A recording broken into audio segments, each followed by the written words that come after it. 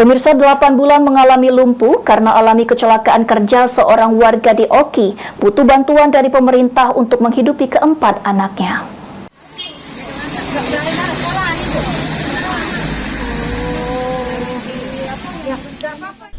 Di rumah sederhana berukuran sekitar 4 kali 5 meter yang berada di tepi sungai Kelurahan Sukadana, Kecamatan Kayu Agung, Kabupaten Oki ini, Lias, 42 tahun bersama istri dan 4 orang anaknya tinggal.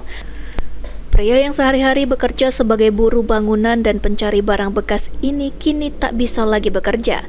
Sejak kecelakaan kerja yang dialaminya, di mana ia terjatuh dari bangunan lantai 3 usai tertimpa besi. 8 bulan terakhir ia hanya terbaring di tempat tidurnya karena didiagnosa dokter mengalami patah tulang ekor dan tidak bisa berjalan lagi. Di tengah kondisi dan keterbatasan yang dirasakan keluarga ini, Sarmina, istri Lias, tetap sabar meski harus menjadi tulang punggung keluarga.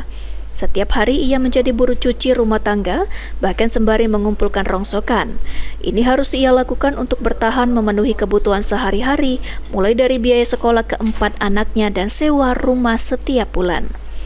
Sehariannya ya mbak upah nyuci, nyari rongsok, itulah ya sejak dia kejadian ini. Sejak 8 bulan ini ya? Pasalnya kan kakak kan nyari boru. Kamu jadi ganti gini? Dijual kemana?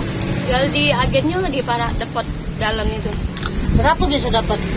Yo, tak juga itu dalam sehari aku langsung jual karena kan sepi. Nah, dikumpul dulu ya? Dikumpuli dulu. Jadi seminggu jual? Seminggu tuh tak nyampe 100, paling 80, 80.000, kadang 40. Namun sangat disayangkan, kondisi keluarga Lias ini tak juga mendapatkan perhatian dari dinas terkait. Ia mengaku hanya sekali mendapatkan bantuan berupa beras, selebihnya ia mendapatkan bantuan dari dermawan yang masih peduli dengan kondisi mereka. Keluarga ini sangat berharap agar ada bantuan dari pemerintah, terutama bagi kebutuhan sekolah anak-anaknya dan kebutuhan medis obat-obatan untuk Lias. Novan Wijaya, PAL TV.